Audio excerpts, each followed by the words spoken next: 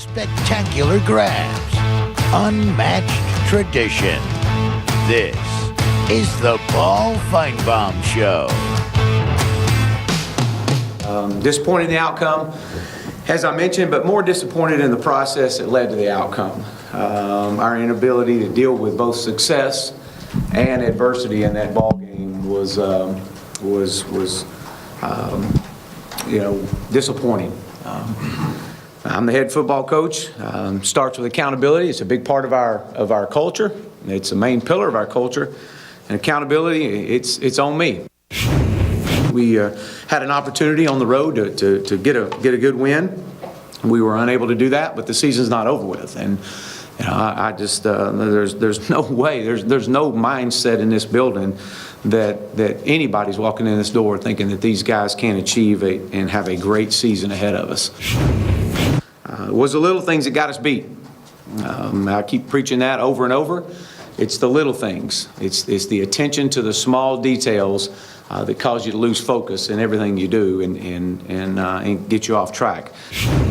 You haven't, after 2 games, I guess, developed a true starting quarterback, and where are you heading into this week at quarterback? Yeah, I don't know if it's so much of as a concern as it is to, the guy that's going to lead this football team. And, playing 2 quarterbacks is really not something I want to do.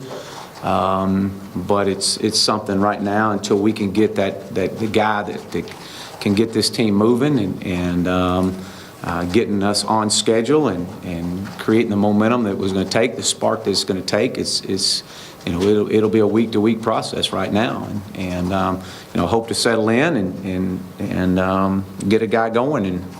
And our intent last week was to play both if the circumstance presented itself, and I thought that coming into the second half we needed a spark. We came out and we got the spark, got what we needed. We jumped out quick, but we couldn't. We could not sustain the success. It's a long season. We're going to have adversity along the way. How you respond is the only thing that matters. And this is going to be a big week for this football team, and as this team has everything in front of them. And we're playing a very improved and the best North Texas team that we've seen, that I've seen. I'm very familiar with them. It's first 2-0 start since 1994. Lead the country in passing. Coach Luttrell's done a fabulous job there, and we'll have our work cut out for us. They'll come in, and we've got a lot of momentum going right now. The forecast does not look good for Arkansas. It didn't look good before the season started. No. Right now, it's roster issues. It's Chad Morris running a new system without the type of players that he probably needs to run that system. And now look at the West. It has gotten worse.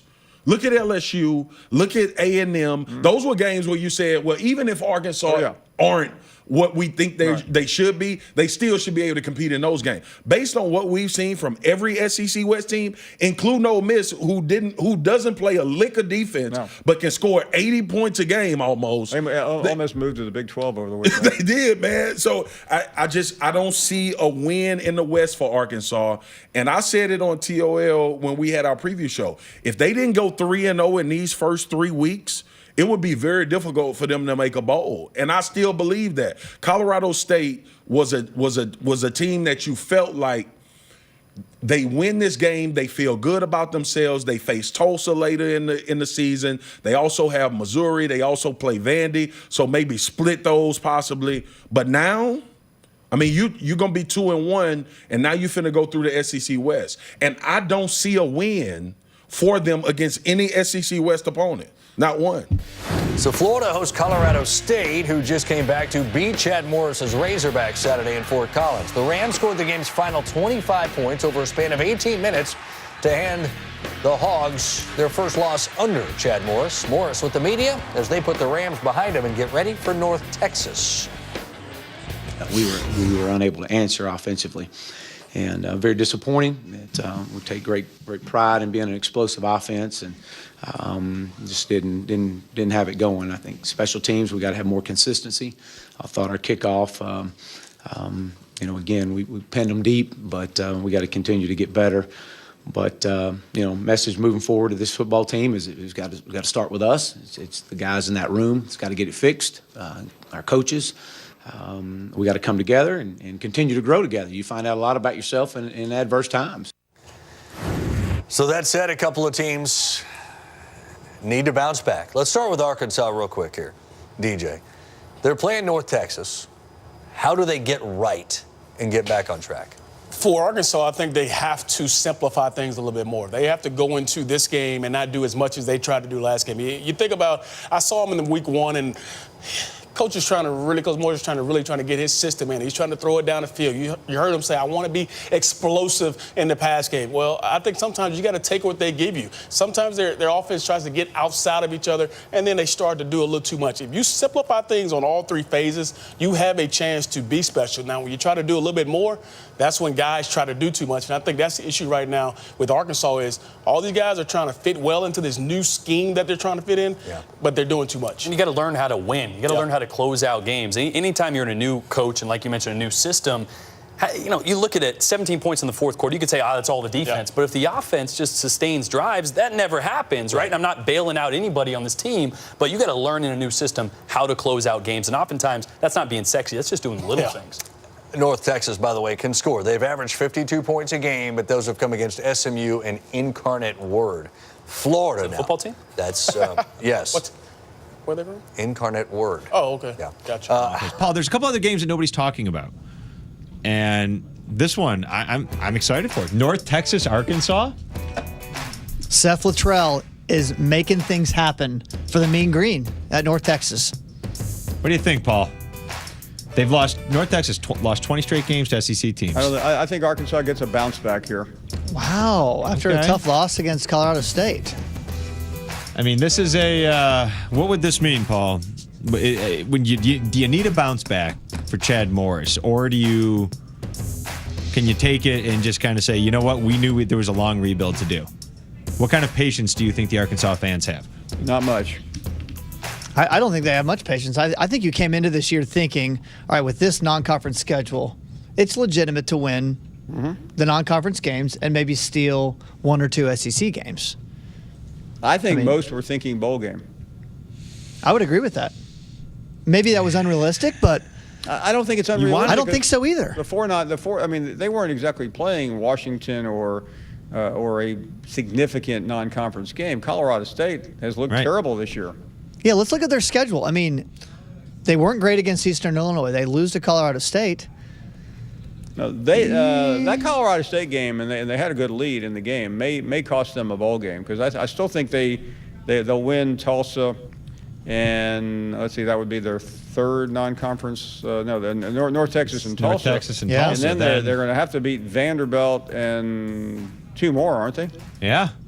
I don't know if that's going to happen. Don't see them doing it. Right, Chiz, which team gets the bigger test? Florida against Colorado State or Arkansas against North Texas?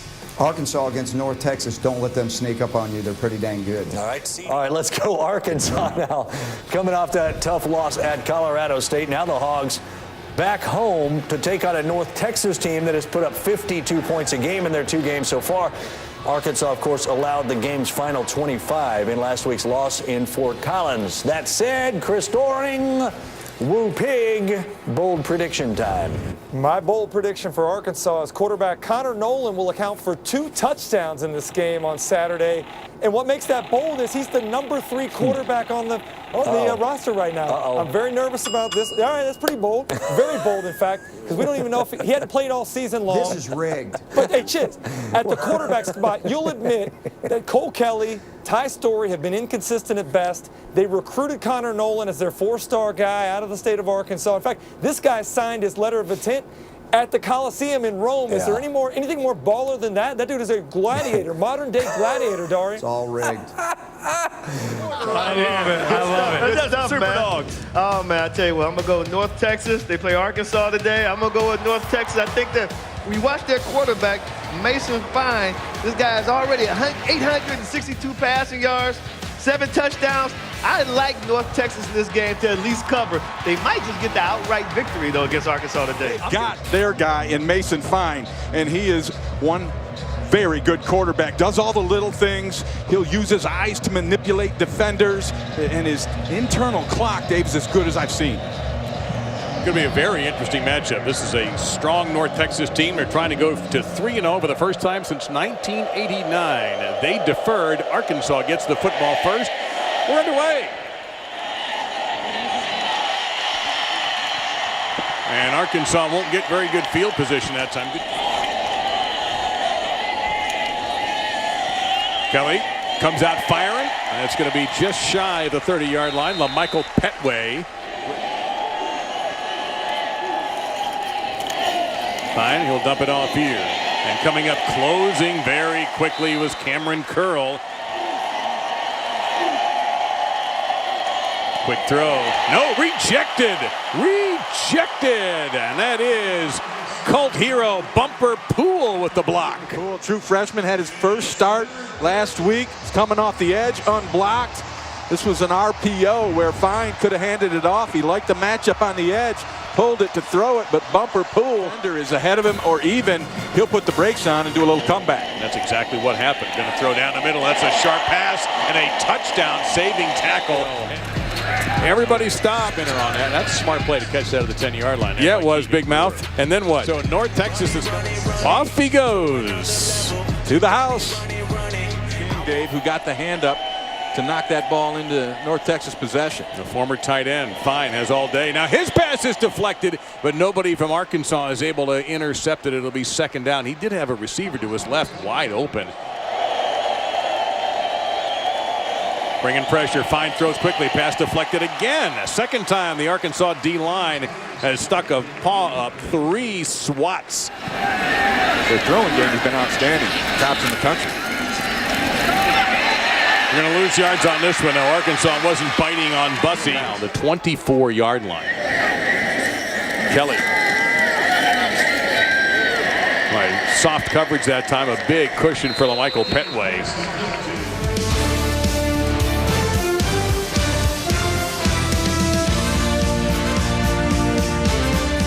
Hopefully this time they're thinking that this can turn for them. Tara, thank you very much. Kelly going to fire that one. Coming back to the ball, making a beautiful catch is Mike Woods. It's been due to the mean green defense. Kelly, straight keeper for the big quarterback, trying to use that big body into the end zone, and he drags the defender in for 6.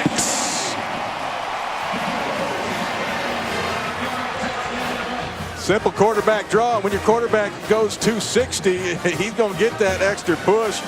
He dragged Taylor Robinson right into the end zone. And this is really good blocking up front, too. Yeah. His unique characteristics that make him as great as he is. We'll get to that in just a second. Here's a handoff going nowhere. Briston Guidry just stuffed Lauren Easley. Pressure coming from the edge. Fine in trouble. Throws, and it's going to be incomplete. Trying to get it to Lawrence. He was well covered, and so was Fine. He got dumped after the pass. 4 seconds to snap. 5 rush here from the mean green. Kelly goes underneath. Well done. First down, Arkansas.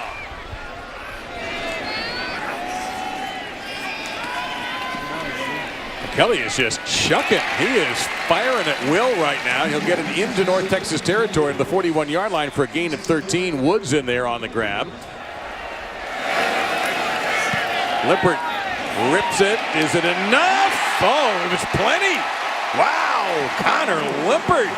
I'm no longer surprised. That was a great kick. Just hand the ball off. In these RPOs, he's making the pass decision. Well, you couldn't even see Kelly. That was a dynamite throw that time from the sophomore. Well, it was a happy scene outside Razorback Stadium in Fayetteville, but it is not a happy one inside. North Texas dominant in this first half. And those receivers will point back or forward and to indicate to the official, hey, I'm on or I'm off. Well, Easley was fumbling around with that ball, and he didn't get a chance when Devon McClure came over and just let him have it. I tell you, this is a pretty quick pass, right? And that's hard to catch, but he took his eyes off it, and then McClure was right where he needed to be and made the sure open tackle. I still like to see a guy wrap up. Poole gets in, really hits the quarterback. Right now. Watch this hit, though. That's how you do it. You got to give Bumper Poole credit, the true freshman filling in for Dre Greenlaw the last 2 weeks. as the starter here, and he's played well, and he's going to be a good one as it goes.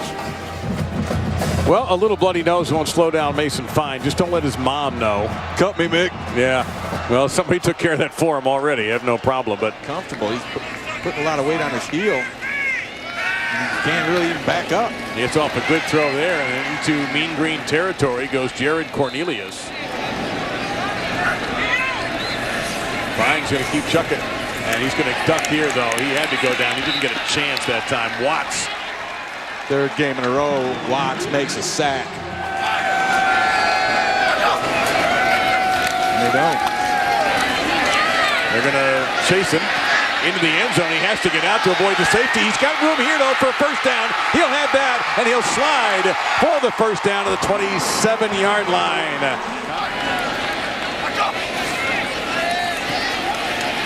And that is Deion Stewart, who normally wears number 13. But because the quarterback is number 13, Deion Stewart has to switch to number 80. 10 now. All right, got them Tigers rolling. They beat two really good teams in Miami, and now the win over Auburn. We haven't seen a swat of a Mason Fine pass in quite a while. Their first commit for this 2018 class. Going to fire it here. Going to get a completion and very close to the first down. Quarterback instead of the man he's covering, and bad things happen. Fine takes the short pass. This is the tight end on the other side. Ball came out. That's a fumble. Unless he was marked down, Gabe Richardson recovers the ball. Smith fumbled it, and the ruling on the field is a fumble recovery for the Razorbacks. And here we go. First turnover. Yep, that's a helmet on the football. Comes loose. And Johnny on the spot is Harris to make the recovery. Callaway with the force on it. I take that back. Fell down, throwing a pass on the previous play. And it's fourth and final interception. Jones now going to scramble, and he's going to be in a little bit of trouble. He's going to tuck, and he's going to take off, going to play off of a block, and go down the sideline and keep going. Look out there. He has a system, so he's going to put him whoever he thinks has the best chance. Look out here. Shamor, look out. Boy, that's almost unfair to bring in a quarterback cold like Quinn Shamor, and then he can't handle the snap. Go, and you can't get away with that, especially when you play high-level competition. So we'll see what happens. Old-fashioned look out, man. That looked painful on the old-fashioned pitch-out play. So. Speaking of which, yeah, look at this. That's a good result. Yeah, Arkansas is going to get 6 on the board here. A 68-yard touchdown run for Malik Williams. Keep pressing and pushing and keep that patience you mentioned. And you got a chance to turn things around.